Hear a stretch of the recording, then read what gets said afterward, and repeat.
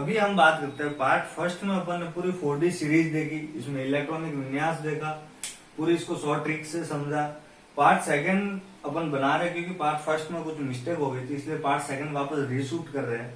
तो part second में अपन क्या समझने वाले थे कि एक तो जो नायोबियम है, मोलिब्डेनम है, फिर ये रुथेनियम है, रहोडियम है, पैलेडियम है और हाँ पैलेडियम, सिल्वर का कॉन्सेप्ट अपन ने पार्ट फर्स्ट में समझ लिया था। अब जो पैलेडियम है, इन 5 तत्वों का जो इलेक्ट्रॉनिक विन्यास होता है वो अलग क्यों होता है, तो अब उनको कौन कौन से का कॉन्सेप्ट समझना था। एक तो नायोबियम, एक मोलिब्डेनम, एक टेक्नीशियम, एक रुथेनियम और एक रहोडियम।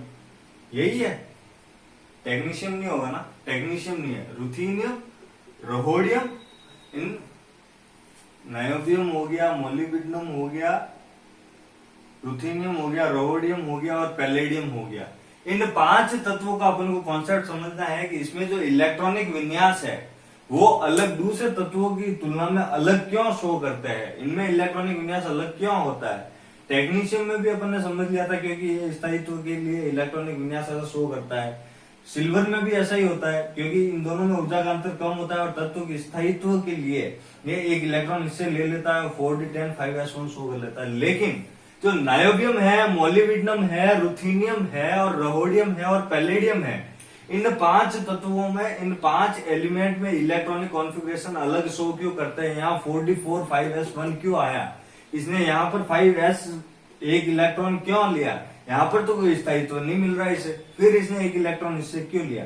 क्योंकि आपकी बुक की लैंग्वेज में दे रखा है कि नाभिकीय इलेक्ट्रॉनीय प्रभाव तथा इलेक्ट्रॉनीय प्रभाव, और इंग्लिश मीडियम वालों के लिए nucleus electronic effect and electronic effect due to this electronic configuration are showing that the elements, यानी कि ये जो तत्व होते हैं ये नाभिक इलेक्ट्रॉन प्रभाव तथा इलेक्ट्रॉनीय प्रभाव के कारण ऐसा इलेक्ट्रॉनिक विन्यास शो करता है।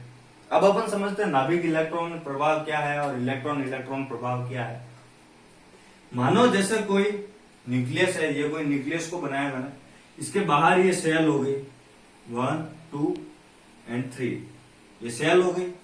अब जैसे इसके बाह्य कोश में उपस्थित है 5s और इसके अंदर उपस्थित है 4d, क्योंकि अपन को इस श्रेणी में 4d और 5s में इलेक्ट्रॉन भर रहे, तो मैं इन्हीं की बात करूंगा। अब जो 5s ऑर्बिटल है या 5s कक्षक है, इसमें क्या उपस्थित होता है, इलेक्ट्रॉन।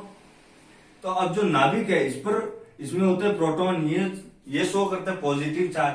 अब इस ऑपोजिट चार्ज होने के कारण ये एक दूसरे को अट्रैक्ट करते हैं। बाह्य कोश में जो इलेक्ट्रॉन है उसको नाभिक अपनी ओर अट्रैक्ट करता है, क्योंकि ऑपोजिट चार्ज है, अलग अलग चार्ज है, इसलिए उसको अपनी ओर अट्रैक्ट करता है। तो यहां क्या हो रहा है, आकर्षण हो रहा है,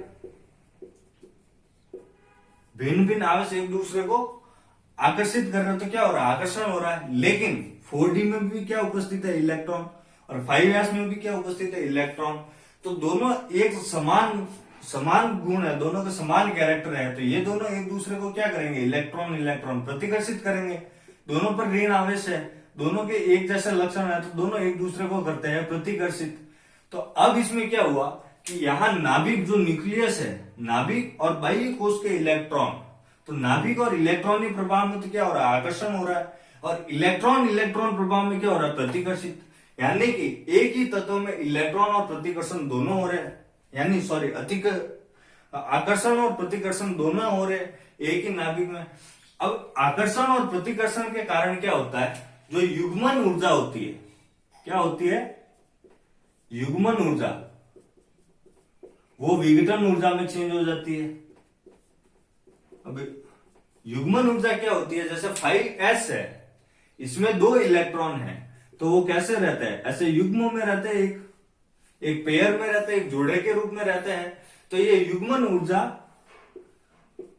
एक विघटन ऊर्जा यानी तोड़ देता है, यानी एक इलेक्ट्रॉन में चेंज कर देता है। युग्मन ऊर्जा क्या होती है, विघटन ऊर्जा क्या होती है, यानी कि एक ही तत्व में आकर्षण और प्रतिकर्षण के कारण ये 2 इलेक्ट्रॉन को एक इलेक्ट्रॉन में चेंज कर देता है।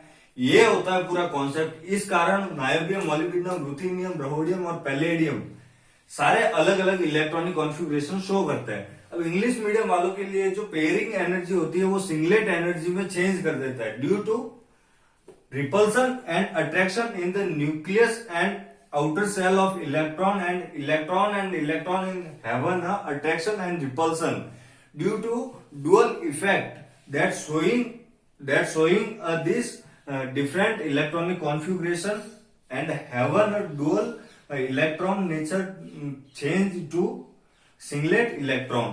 ठीक है, ये समझ में आया? मतलब कि जो डुअल इलेक्ट्रॉन रखने का नेचर होता है वो सिंगल इलेक्ट्रॉन में क्यों चेंज हो जाता है? यहाँ 5s में 2 इलेक्ट्रॉन आने थे, लेकिन यहाँ एक क्यों आ जाता है? और यहाँ अपना एक इलेक्ट्रॉन 4d को क्यों दे देता है? क्योंकि नाभिक और बाह्य कोश के इलेक्ट्रॉन के मध्य तो प्रतिकर्षण होगा, लेकिन जो अंदर कोश में 4d प्रेजेंट है, इसके इलेक्ट्रॉन और बाह्य कोश का जो इलेक्ट्रॉन है, इन दोनों इलेक्ट्रॉनों के मध्य प्रतिकर्षण होगा। तो आकर्षण और प्रतिकर्षण के कारण युग्मन ऊर्जा विघटन ऊर्जा में चेंज हो जाती है और इस प्रकार का इलेक्ट्रॉनिक कॉन्फ़िगरेशन शो करते हैं। इसी कारण नायोबियम, मोलिब्डेनम, रुथेनियम, रोहेडियम और पैलेडियम, ये 5 तत्व जो होते हैं अलग प्रकार का इलेक्ट्रॉनिक कॉन्फ़िगरेशन शो करते हैं। Thank you so much and keep support for VTC knurling.